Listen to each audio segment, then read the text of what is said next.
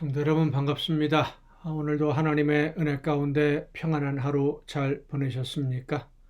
아름다운 열매로 하나님이 기뻐하시는 이 귀한 사명 즐겁게 감당한 하루가 된 줄로 믿습니다. 이 시간 우리가 함께 은혜를 나눌 본문 말씀은 구약성경 요엘서 3장 14절부터 21절까지에 있는 말씀입니다. 요엘서 3장 14절부터 21절까지에 있는 말씀 봉독합니다. 사람이 많음이여 심판의 골짜기에 사람이 많음이여 심판의 골짜기에 여호와의 날이 가까움이로다. 해와 달이 캄캄하며 별들이 그 빛을 거두도다. 여호와께서 시온에서 부르짖고 예루살렘에서 목소리를 내시리니 하늘과 땅이 진동하리로다. 그러나 여호와께서 그의 백성의 피난처 이스라엘 자손의 산성이 되시리로다. 그런즉 너희가 나는 내 성산 시온에 사는 너희 하나님 여호와인 줄 알 것이라. 예루살렘이 거룩하리니 다시는 이방 사람이 그 가운데로 통행하지 못하리로다. 그날에 산들이 단 포도주를 떨어뜨릴 것이며 작은 산들이 젖을 흘릴 것이며 유다 모든 시내가 물을 흘릴 것이며 여호와의 성전에서 샘이 흘러나와서 시딤 골짜기에 되리라. 그러나 애굽은 황무지가 되겠고 에돔은 황무한 들이 되리니 이는 그들이 유다 자손에게 포악을 행하여 무죄한 피를 그 땅에서 흘렸음이니라. 유다는 영원히 있겠고 예루살렘은 대대로 있으리라. 내가 전에는 그들의 피 흘림 당한 것을 갚아주지 아니하였거니와 이제는 갚아주리니 이는 여호와께서 시온에 거하심이니라. 아멘. 여러분은 이 세상을 사는 것이 쉽습니까? 어렵습니까? 힘이 드는 것이 사실이죠. 여러 가지 일들을 우리는 해결하면서 오늘을 살아갑니다. 그 많은 일들, 무거운 짐을 내가 혼자 지고 가야 된다, 내가 다 해결해야 된다라고 생각하면 막막하지요. 힘을 잃어버리게 되고 내일에 대한 소망을 갖기가 어려워지게 됩니다.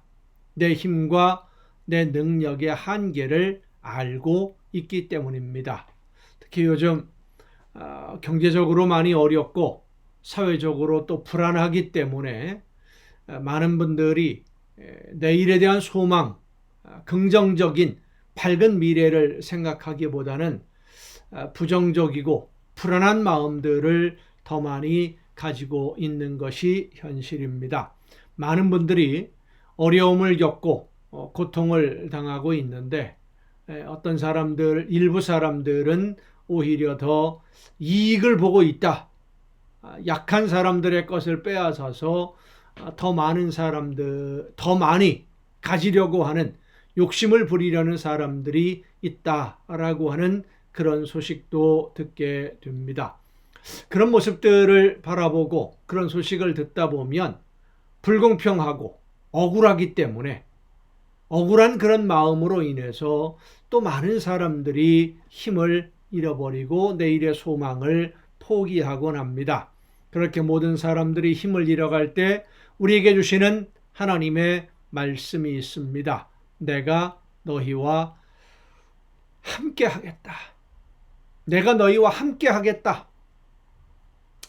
세상 사람들과 우리 믿는 성도들 똑같은 시대를 살아가고 있고요. 똑같은 상황 속에서 사회적으로 경제적으로 똑같은 어려움들을 당합니다. 만나고 있죠. 그러나 우리가 그들보다 나은 것은 우리는 하나님이 함께 하신다는 믿음으로 힘을 얻기 때문입니다. 하나님은 하나님의 말씀을 듣고 그 말씀대로 어떤 상황에서든 믿음으로 최선을 다해 순종하며 주신 사명 감당하는 하나님의 자녀들, 하나님의 백성들을 지켜주시고 인도해 주셔서 결국은 합력해서 선한 열매를 거두게 해 주시는 줄로 믿기 때문입니다.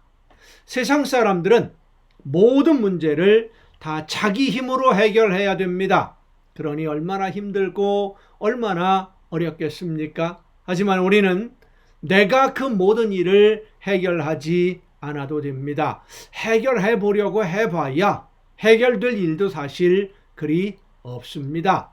하나님이 모든 것을 주관하심을 믿고 하나님께 맡겨두고 그저 우리는 하나님이 원하시는 일들을 위해서 열심히 노력하면, 최선을 다하면 내 능력이나 내가 하는 일이 보잘것없다 할지라도 하나님이 우리를 기쁘게 받아주시고 놀라운 은혜로 함께 하셔서 모든 것을 책임져 주시고 해결해 주시는 줄로 믿습니다.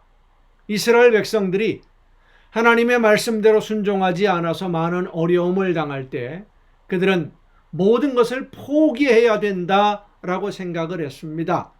어디 도움을 바랄 곳도 없게 되고 기도하려고 해도 기도할 하나님의 성전조차도 없어져 버리고 말았어요. 다 파괴되었거든요. 앞뒤가 다 막혀서 그만 주저앉게 될 그 순간에 하나님이 선지자들을 통해서 오늘 본문에도 이렇게 말씀하십니다. 내가 너희와 함께 하겠다.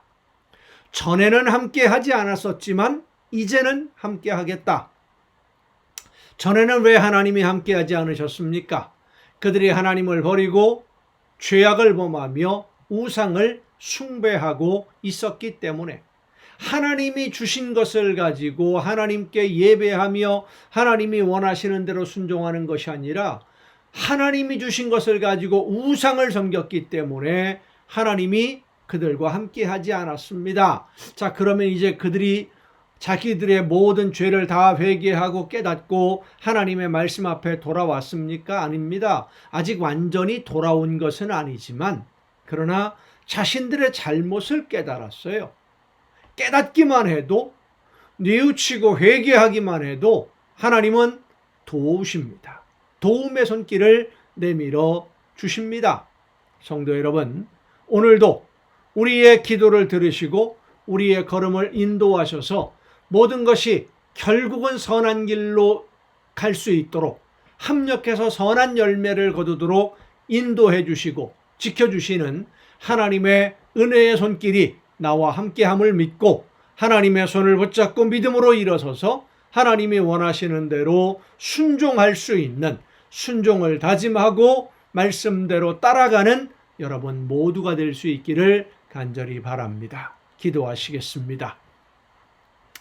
오늘도 크신 사랑으로 연약한 저희들의 삶을 능력과 은혜와 권능으로 붙드시고 인도해 주시는 아버지 하나님, 하나님의 말씀을 붙들고 믿음으로 순종하는 자녀들, 모든 것이 합력해서 선한 열매를 거두는 길로 이끌어 주시는 줄로 믿사오니 하나님이 말씀하실 때에, 성령께서 역사하실 때에 마음의 문을 열고 그 말씀을 듣고 순종함으로 합력해서 선한 열매를 거두어 주시는 하나님의 은혜와 그 축복의 선물을 풍성하게 받아 누리는 우리 모두가 되게 하여 주시옵소서.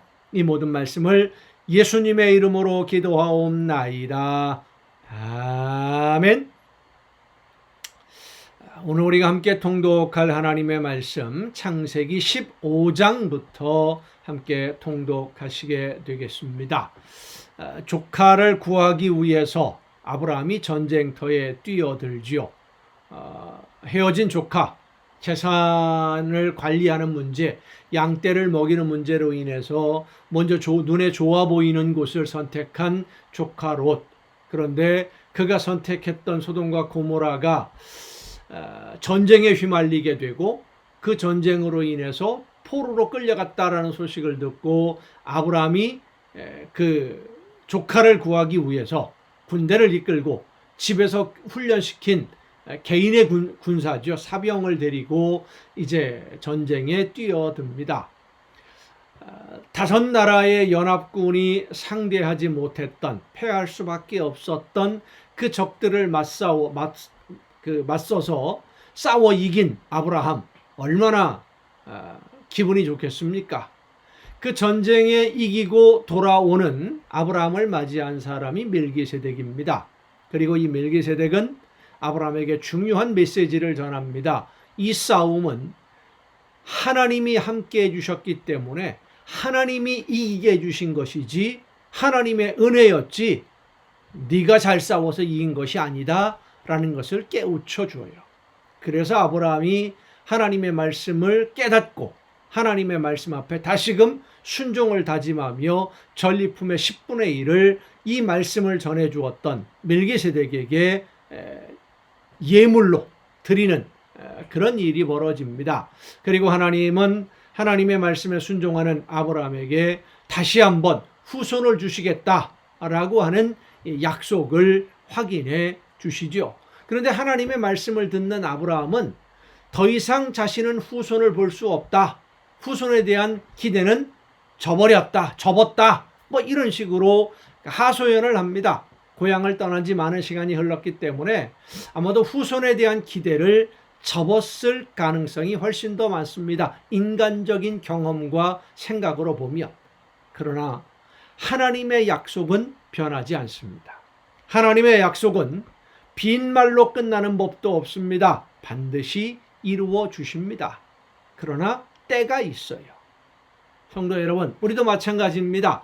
하나님이 말씀하신 대로 모든 것 우리의 기도에 응답하심을 믿는다면 포기하지 말고 그 때를 기다리며 오늘 나에게 맡겨주신 사명 끝까지 잘 감당해야 됩니다. 그런데 우리는 기다리지 못할 때가 참 많죠. 아브라함이 하갈을 통해서 이스마엘을 얻게 된 것도 약속을 끝까지 믿고 기다리지 못하는 연약한 우리의 모습을 보는 것과도 같습니다.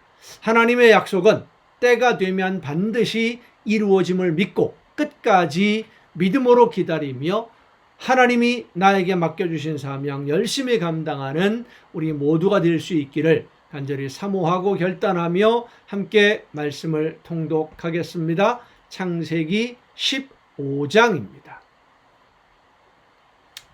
이후에 여호와의 말씀이 환상 중에 아브라함에게 임하여 이르시되 아브라함아 두려워하지 말라. 나는 네 방패요 너의 지극히 큰 상급이니라.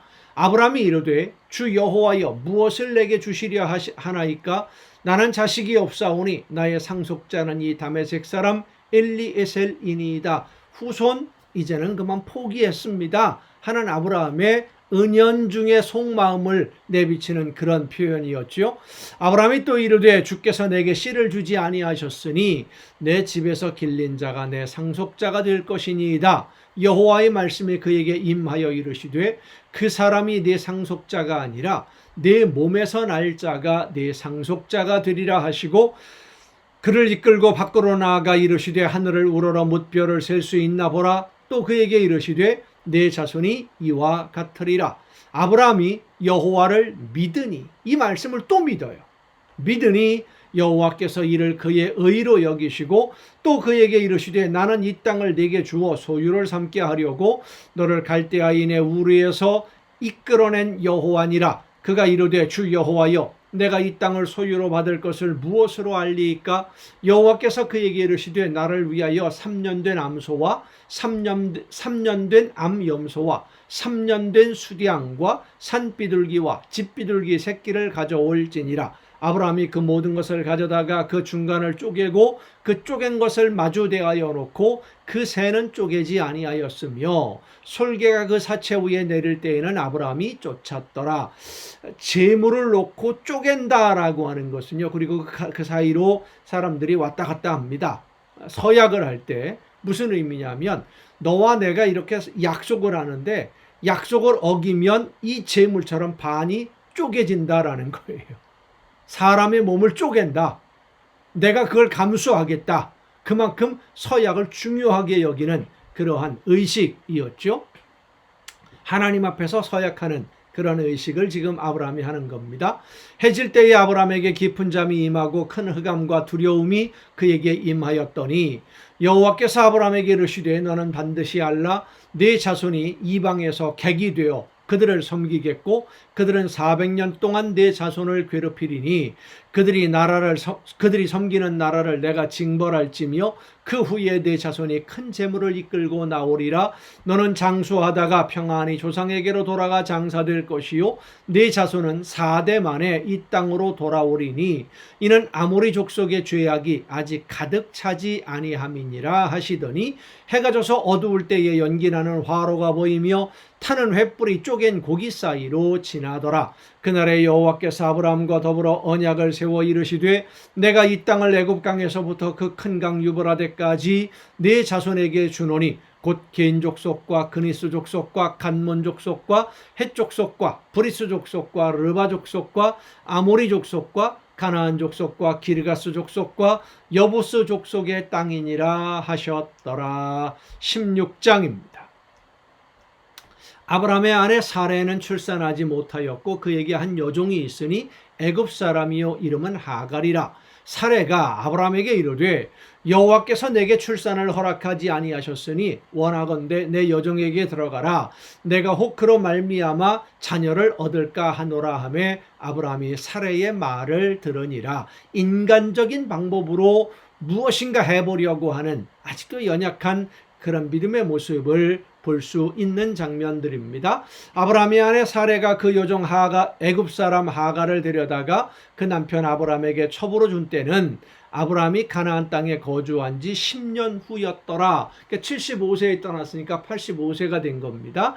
아브라함이 하갈과 동침하였더니 하갈이 임신하매 그가 자기의 임신함을 알고 그의 여주인을 멸시한지라. 사레가 아브라함에게 이르되 내가 받는 모욕은 당신이 받아야 옳도다. 내가 나의 여종을 당신의 품에 두었거늘 그가 자기의 임신함을 알고 나를 멸시하니 당신과 나 사이에 여호와께서 판단하시기를 원하노라. 아브라함이 사라에게 이르되 당신의 여종은 당신의 수중에 있으니 당신의 눈에 좋을 대로 그에게 행하라 하매 사레가 하갈을 학대하였더니 하갈이 사레 앞에서 도망하였더라.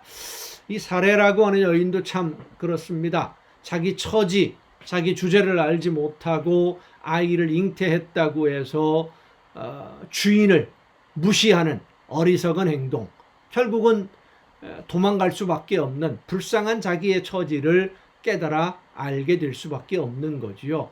정말로 가진 것이 내 것이라고는 없는데 껍데기 모습만 가지고서 괜히 의서대는 힘이 있고 권력이 있는 것처럼 그런 교만한 우리의 모습들을 하갈을 통해서 우리는 볼 수 있습니다. 여호와의 사자가 광야의 샘물 곁 곧 그 술길 샘 곁에서 그를 만나 이르되 사레의 여종 하갈아 네가 어디서 왔으며 어디로 가느냐. 그가 이르되 나는 내 여주인 사레를 피하여 도망하나이다.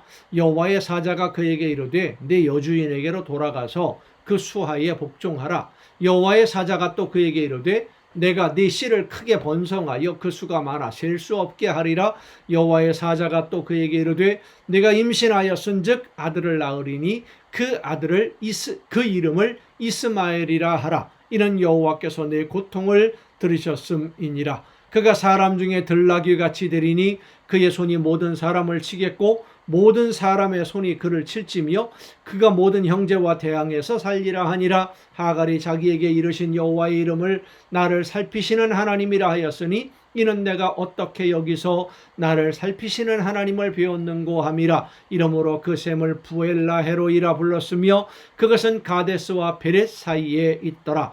하갈이 아브라함의 아들을 낳음에 아브라함이 하갈이 낳은 그 아들을 이름하여 이스마엘이라 하였더라. 하갈이 아브라함에게 이스마엘을 낳았을 때 아브라함이 86세였더라. 17장입니다.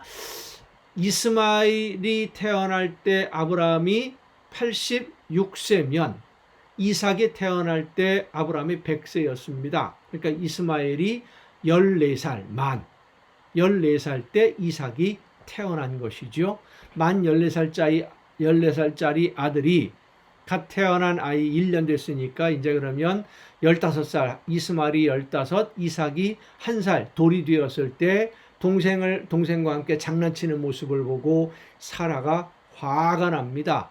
종의 아들이 주인의 아들을 희롱한다. 그래서 화가 나서 결국 쫓아내버리는 비극이 발생하게 되죠. 17장입니다. 아브라함이 99세 때에 여호와께서 아브라함에게 나타나서 그에게 이르시되 나는 전능한 하나님이라 너는 내 앞에서 행하여 완전하라. 내가 내 언약을 나와 너 사이에 두어 너를 크게 번성하게 하리라 하시니 아브라함이 엎드렸더니 하나님이 또 그에게 말씀하여 이르시되 보라 내 언약이 너와 함께 있으니 너는 여러 민족의 아버지가 될지라. 이제 후로는 내 이름을 아브라함이라 하지 아니하고 아브라함이라 하리니 이는 내가 너를 여러 민족의 아버지가 되게 함이니라. 내가 너로 심히 번성하게 하리니 내가 네게서 민족들이 나게 하며 왕들이 네게로부터 나오리라. 내가 내 언약을 나와 너 및 네 대대 후손 사이에 세워서 영원한 언약을 삼고 너와 네 후손의 하나님이 되리라.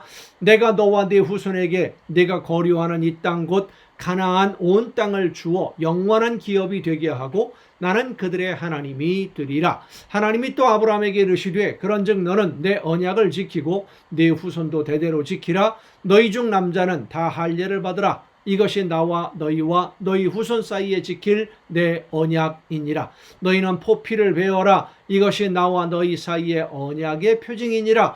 너희는 대대로 모든 남자는 집에서 난 자나 또는 나의 자손이 아니라 이방 사람에게서 돈으로 산 자를 막론하고 난 지 8일 만에 할례를 받을 것이라. 너희 집에서 난 자든지 너희 돈으로 산 자든지 할례를 받아야 하리니 이에 내 언약이 너희 살에 있어 영원한 언약이 되려니와 할례를 받지 아니한 남자 곧 그 포피를 베지 아니한 자는 백성 중에서 끊어지리니 그가 내 언약을 배반하였음이니라. 하나님이 또 아브라함에게 이르시되 네 아내 사레는 이름을 사레라 하지 말고 사라라 하라. 내가 그에게 복을 주어 그가 네게 아들을 낳아주게 하며 내가 그에게 복을 주어 그를 여러 민족의 어머니가 되게 하리니 민족의 여러 왕이 그에게서 나리라. 아브라함이 엎드려 웃으며 마음속으로 이르되 100세 된 사람이 어찌 자식을 낳을까? 사라는 90세니 어찌 출산하리요? 하고 아브라함이 이에 하나님께 아뢰되 이스마엘이나 하나님 앞에 살기를 원하나이다. 이제 아들 낳기는 틀렸습니다. 사라가 자녀 출산하는 것은 이제 끝났습니다 하는 것이 아브라함의 솔직한 표현이었던 겁니다. 하나님이 이르시되 아니라 네 아내 사라가 네게 아들을 낳으리니 너는 그 이름을 이삭이라 하라. 내가 그와 내 언약을 세우리니 그의 후손에게 영원한 언약이 되리라. 이스마엘에 대하여는 내가 네 말을 들었나니 내가 그에게 복을 주어 그를 매우 생육하게 하고 번성하게 할지라. 그가 12두령을 낳으리니 내가 그를 큰 나라가 되게 하려니와 내 언약은 내가 내년 이 시기에 사라가 내게 낳을 이삭과 세우리라. 하나님이 아브라함과 말씀을 마치시고 그를 떠나 올라가셨더라. 이에 아브라함이 하나님이 자기에게 말씀하신 대로 이날에 그 아들 이스마엘과 집에서 태어난 모든 자와 돈으로 산 모든 자 곧 아브라함의 집 사람 중 모든 남자를 데려다가 그 포피를 베었으니 아브라함이 그의 포피를 벤 때는 99세였고 그의 아들 이스마엘이 그의 포피를 벤 때는 13세였더라. 그날에 아브라함과 그 아들 이스마엘이 할례를 받았고 그 집의 모든 남자 곧 집에서 태어난 자와 돈으로 이방 사람에게서 사온 자가 다 그와 함께 할례를 받았더라. 아멘. 말씀을 읽다 보면 이런 생각을 하게 됩니다. 하나님이 왜 아브라함을 99세, 100세가 될 때까지 아들을 주지 않으신 것일까? 사라가 나이가 90이 될 때까지 그 이전에 주실 수도 있었지 않겠습니까? 그런데 기다리셔요. 왜 그러셨을까? 하나님의 은혜로 주시는 선물은 인간의 상식을 뛰어넘는 것이기 때문입니다. 하나님이 하시는 일은 내가 할 일을 끝냈을 때 아직 다 하지 못한 내 능력이 부족해서 하나님이 맡기신 사명을 다 감당할 수 없을 때 내 힘이 부족할 때 그 나머지를 하나님이 채워주시는 것이지 내가 할 수 있을 때 안 하고 있으면은요 하나님의 역사가 나타나지 않는다라는 사실을 우리는 늘 잊지 말아야 됩니다. 믿음은 내가 할 수 있는 끝까지 가서 한 번 더 하는 것입니다. 한 걸음 더 나가는 거예요. 한 번 더 순종하는 거예요. 끝에 가서 할 수 없는 것까지도 순종하는 것, 그것이 바로 믿음입니다. 아브라함이 하나님을 그렇게 믿었어요. 그리고 그 믿음으로 말미암아 이삭을 얻었고 하나님의 놀라운 역사를 이루어가는 믿음의 조상이 된 것입니다. 오늘 여러분 모두가 다 아브라함처럼 하나님의 말씀을 믿고 그 약속을 믿음으로 한 걸음 더 나아가는 여러분 모두가 될 수 있기를 간절히 바랍니다. 오늘도 여러분 수고 많으셨습니다. 내일 또 정한 이 시간, 이 가정 예배를 통해서 여러분 모두 함께 만날 수 있기를 바랍니다. 내일 뵙겠습니다.